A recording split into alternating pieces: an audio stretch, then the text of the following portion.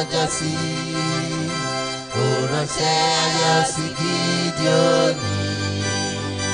Ó ránṣẹ́ ayọ̀ sí Ẹsẹ̀káyà bàbá. Bàbá ránṣẹ́ ayọ̀ rẹ̀ sí mi. Ránṣẹ́ ayọ̀.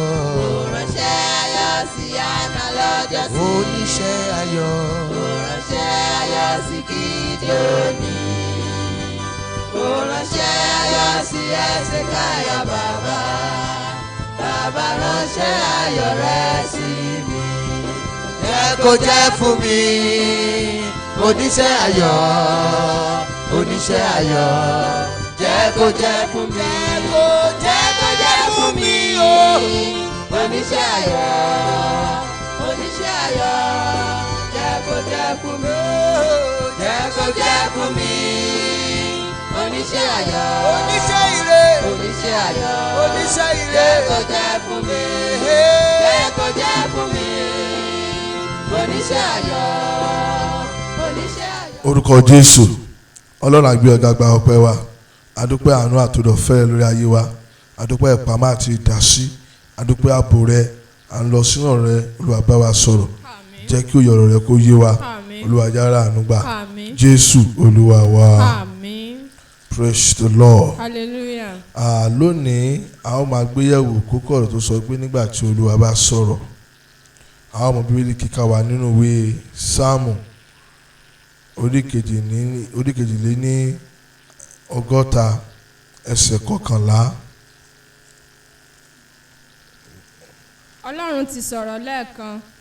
Lẹ́ẹ̀kejì ni mo gbọ́ èyí pé tí Ọlọ́run ní agbára.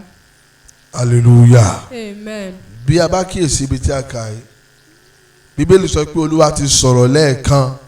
Ẹ̀ẹ̀mejì ni mo gbọ́ wípé agbára ni ti Ọlọ́run. Bí Olúwa bá sọ̀rọ̀, oríṣiríṣi ohun ló lè jáde sí ayé ènìyàn. Oríṣiríṣi ọ̀rọ̀ ni àwọn ènìyàn lè sọ. Oríṣiríṣi ọ̀rọ̀ lè ti jáde sí ìdílé tá a ti gbé jáde, ìlú tá a ti gbé bí wa, agbègbè tá a wà. Àwọn ọ̀gá wa lẹ́nu iṣẹ́ wọn lè sọ̀rọ̀, àwọn lẹ́kítọ̀rà wa nílé ìwé wọn lè sọ̀rọ̀.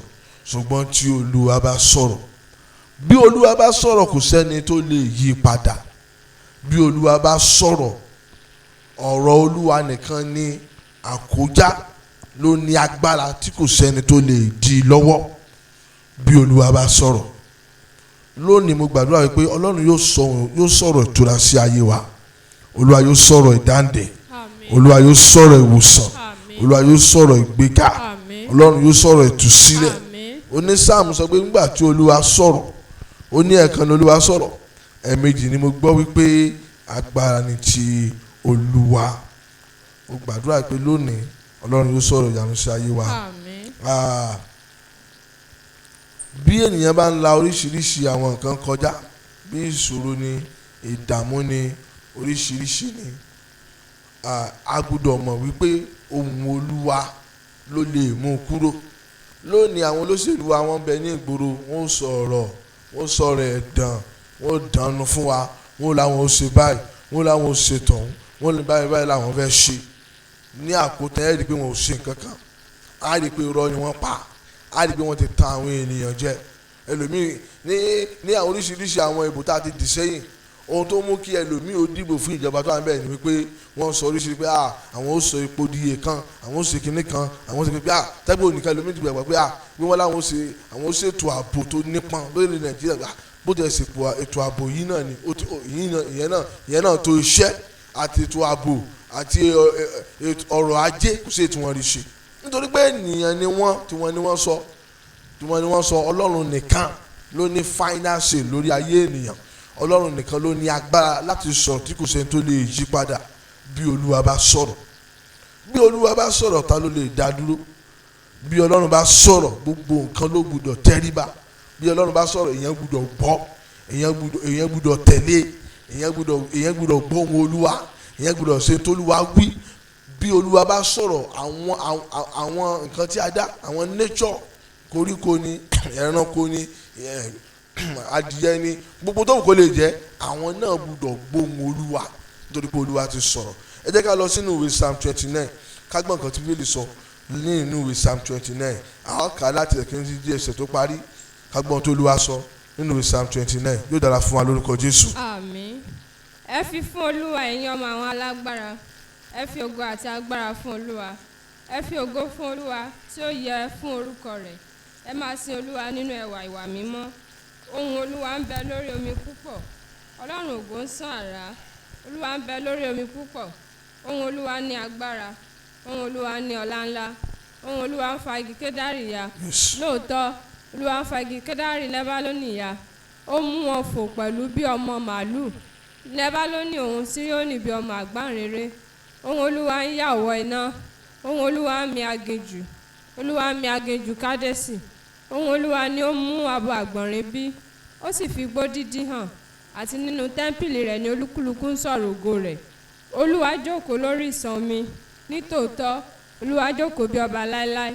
Olúwa yóò fi agbára fún àwọn ènìyàn rẹ̀, Olúwa yóò fi àlàáfíà bùsí fún àwọn ènìyàn rẹ̀. hallelujah. Amen. bí a bá kíyèsí ibi tí a kà yìí a ó rí iṣẹ́ Bíbélì sọ pé ohùn Olúwa máa ń ṣe, Olúwa ń fi igbó dídí hàn, ohùn Olúwa sọ̀rọ̀ àgbàgbọ̀n yìí bí lọ́wọ́ fagikẹ́dásì Lẹ́bánì yá.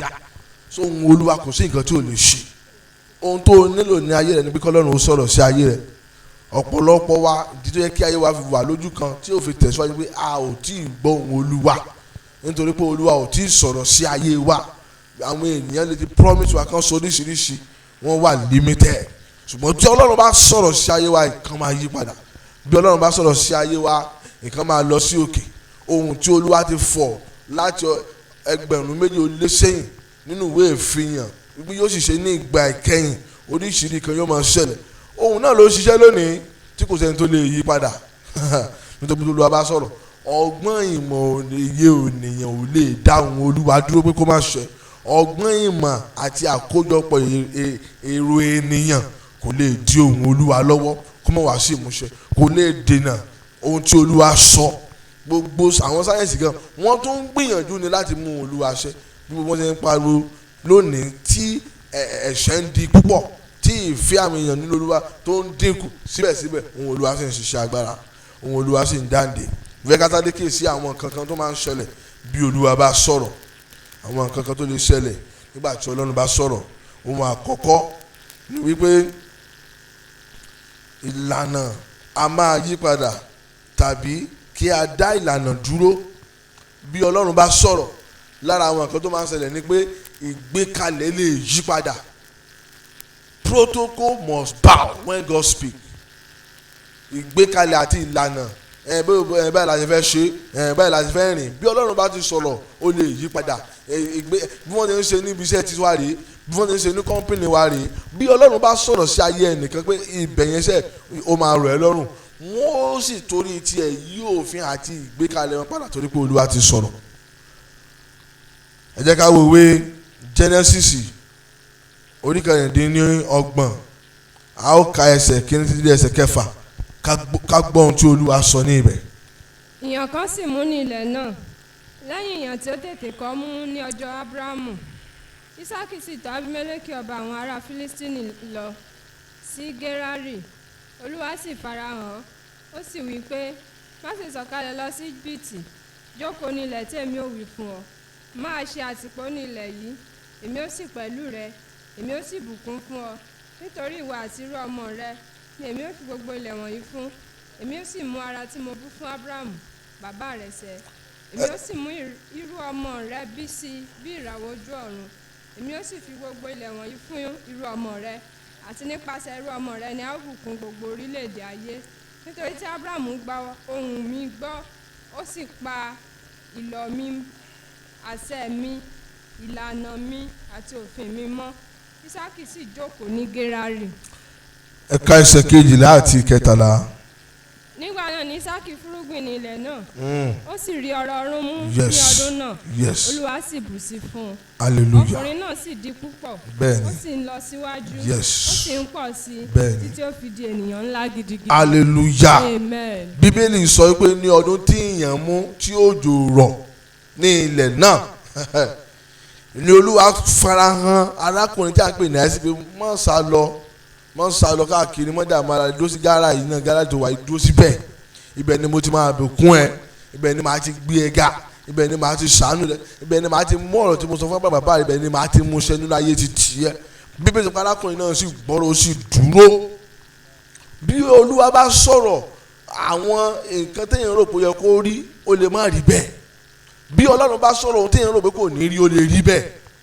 Gbogbo èèyàn ló mọ̀ pé bí òjò bá rọ̀ dandan ni kó máa ṣe dáadáa, ṣùgbọ́n ní ọdún èèyàn mú kò sí òjò.